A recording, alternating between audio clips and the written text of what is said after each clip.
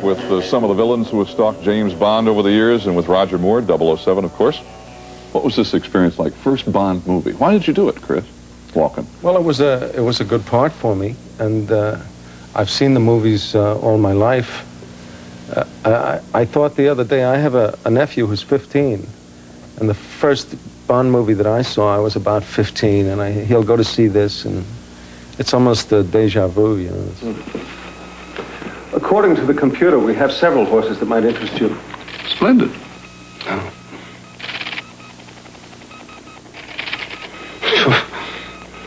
Would you be interested primarily in stamina or speed?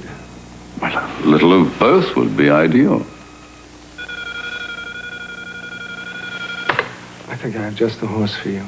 Now, Chris, describe for us in your words this character you have created, would you?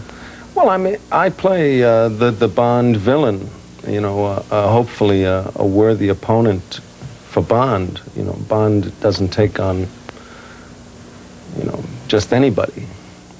So the Bond villains, I think, tend to be larger-than-life people, as Bond is. You know. How nasty is this guy, Zorin? I mean, he's so bad, you know. He's so bad, like, since Caligula, you know. He's terrible. sensitive, Christopher Walken, nice, sweet characters. I mean, you play these very... Well, I hope you're not right. Richard, let's look at a clip so people can be reminded of this wonderfully charming, warm character that you play. Let's take a look at... With a lousy dentist.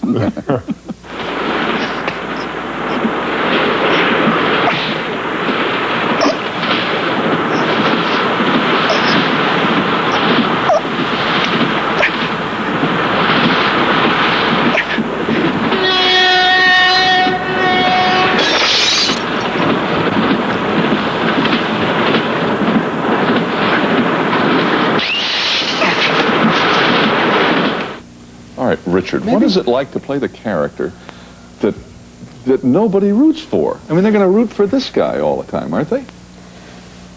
Well, actually, I think things went awry because that particular character, some of the people were rooting for him. It's kind of like the Roadrunner and Coyote.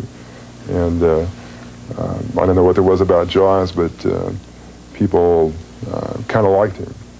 How do you describe the relationship between that character and 007? And Roger's character? What's the relationship? Well, there was, I think, some humor, and there was a rapport, sort of a mutual respect between the two characters. And I think Roger's sense of humor worked with Jaws. Mm. How do you describe it, Roger, the relationship between your character and Jaws? Well, it was, you know, what we tried to do with Bond is just give it a sense of the ridiculous. And the idea of me standing, I don't think we can actually stand up, can we, at this point? Yeah, you with can. All these things. Sure. Stand up, Richard. I mean, now look, I happen to be 6'2". Now, look, I mean, so now I take a punch at him like that, you know, and of course nothing's going to happen. Oh, ow, and I hurt my hand, you know. So it is ridiculous, and he can pick me up. He is tall, isn't he? He's very large. In London, Chris, how do you do anything straight with him? Oh, are you asking me or asking Roger? You. Yes. How do you keep straight with? It's extremely difficult to play any scene with Roger without breaking up. Why? Most of the time, because he's a very funny man, and I've known him for a very long time, and he's always been a funny man. And you know that he's proving it every time he opens his mouth. Some say he proves it by his appearance. Yes, sometimes he does. No, we had a wonderful time when we worked on Man with a Golden Gun. It's one of the happiest experiences I've ever had in making a film. I've done a couple of other things over the years with Roger, but never anything at this level, and never anything as enjoyable as this. Chris, that's very sweet of you to say, but do you remember when we were doing, we were on the island in the Gulf of Siam, or Thailand, or whatever you called it, and as we're going into this cave, in the rehearsal, and as we walked in, 40 bats came Yes. Out. I remember. And Christopher said, I remember. "Back, Stanislaw, not now." And then he looked down at me and he said, "You're going to use that against me, aren't you?" And I said, "Yes." And I've just had the Perfectly opportunity. true. I hate to say it, but it's absolutely true. Great to see you all. Thanks a million. And Chris from London, Richard, Chris Walken, my old buddy, Roger. Good to see you. Thank you all. Thank you, David. Thank you. And we'll be back in just a moment. In our next hour, Dr. Ruth Westheimer and Placido Domingo.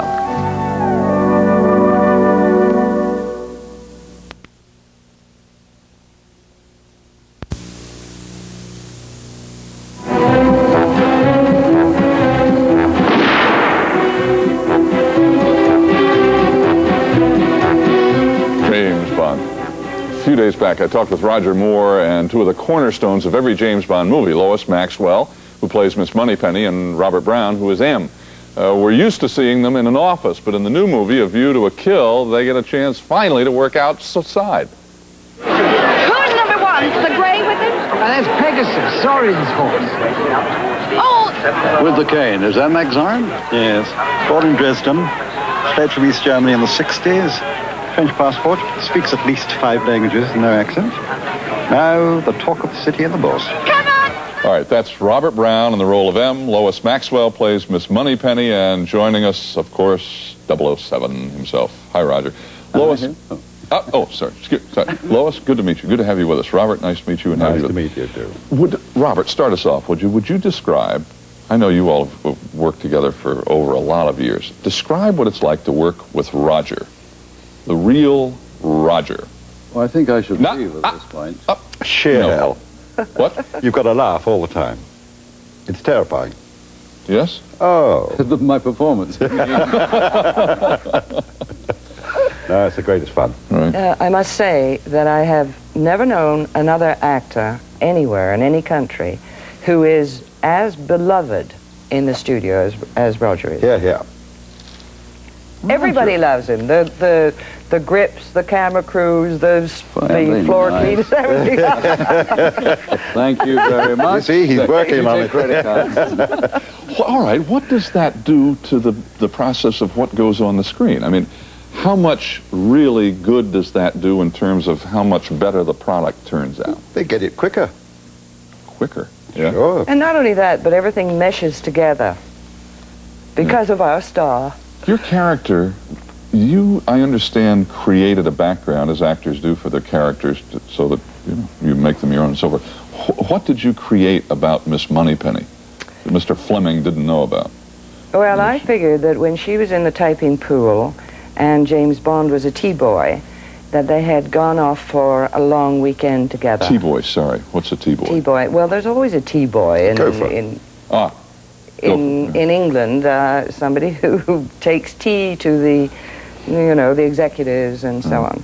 He was working his way up to his double O's, and they had a, passion for each other, and they went away for a long, let's say, Whitsun weekend, and by the end of the weekend, they appreciated each other's qualities. And she knew that if she allowed herself to fall in love with him, he would break her heart. And he knew that if he allowed himself to fall in love with Moneypenny, because he's an honorable gentleman, he would want to marry her. And he'd never get his double O's. And so they didn't. I mean, they did, if you understand. I think it comes out in every performance I've seen. And in the dressing room. Where was 002 when it happened? Beirut, 69. In a cabaret with a lady called Saida. Beirut. Moneypenny, you are better than a computer. In all sorts of ways. But you never take advantage of them. Miss Moneypenny? Yes, sir. Oh, just one moment, darling. Yes, James. Why wasn't Scaramanga confirmed as the killer? Because they couldn't find the bullet. Darling. We'll be back in just a minute. In our next hour, a preview of Dynasty's royal wedding, also Katharine Hepburn.